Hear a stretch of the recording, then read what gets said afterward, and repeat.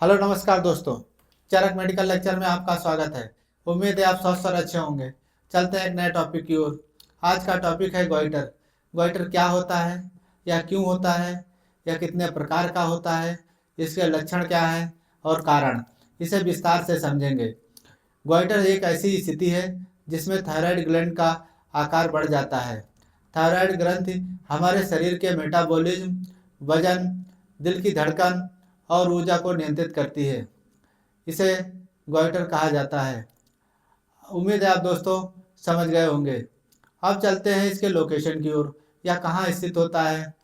Thyroid ग्रंथि गले के सामने एडम एम्पल के नीचे होती है। उम्मीद है आप दोस्तों समझ गए होंगे या कहाँ पाई जाती है। अब चलते हैं इसके प्रकार की ओर, या कितने प्रकार का होता है। सिंपल गोइटर आयोडीन की कमी से होता है।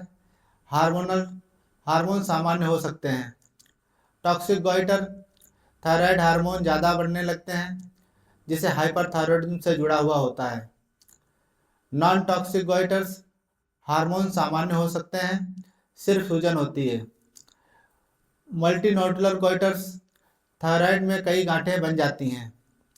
उम्मीद है आप दोस्तों समझ गए होंगे। ये 4 प्रकार का गोइटर होता है और चारों में अलग अलग वजहों से होता है। अब चलते हैं इसके कारण की ओर। कारण क्या क्या हो सकते हैं। आयोडीन की कमी के कारण हो सकता है। हाशीमोटो रोग के कारण हो सकता है। ग्रेव्स डिजीज के कारण हो सकता है। थायराइड की ग्रंथि के कारण हो सकता है। थायराइड गांठ होने के कारण हो सकता है। गर्भावस्था के दौरान भी हो सकता है।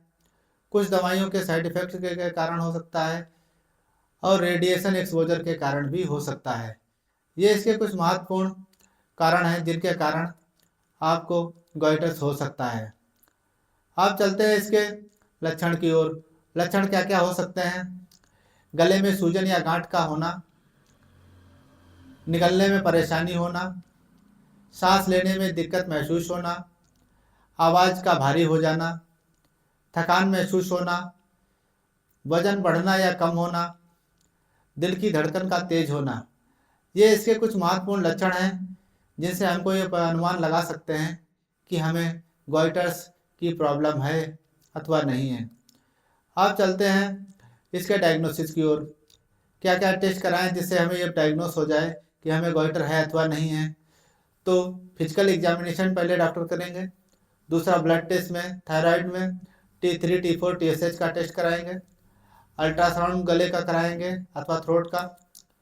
सीटी स्कैन अथवा MRI बहुत रेयर केस में होता है, और सम टाइम बायोप्सी करानी पड़ती है।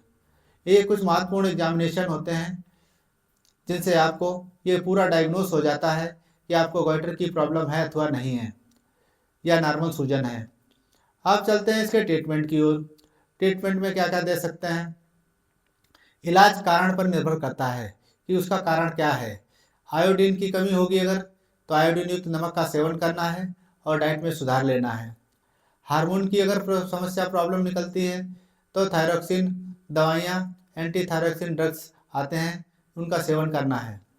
ज़्यादा सूजन हो तो सर्जरी की आवश्यकता पड़ सकती है। रेडियो आयोडीन थेरापी भी होती है जिसे ले सकते हैं। ये तो था उसका कुछ महत्वपूर्ण ट्रीटमेंट। आप चलते हैं इसके डाइट की ओर। डाइट में क्या क्या ले सकते हैं।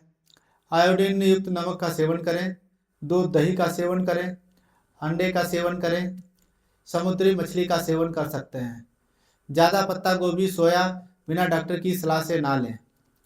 ये तो थे इसके कुछ महत्वपूर्ण डाइट्स। अब चलते हैं इसके कॉम्प्लिकेशन की ओर। यदि अगर गोइटर निकलने के बाद भी आप ट्रीटमेंट नहीं लेते हैं तो क्या हो सकता है। सांस की रुकावट हो सकती है, धीरे धीरे हार्मोनल इम्बैलेंस हो सकता है, दिल की बीमारियां हो सकती हैं, बहुत बड़े गोइटर होने में कैंसर का भी खतरा बढ़ सकता है।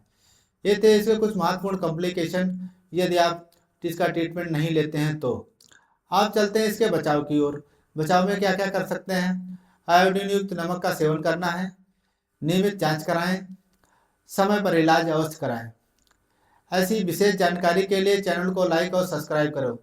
दोस्तों, चैनल को सब्सक्राइब और कमेंट अवश्य करते रहें ताकि हमारा हौसला बना रहे। बहुत मेहनत से वीडियो बनाते हैं आप लोग कमेंट और लाइक नहीं कर रहे हैं।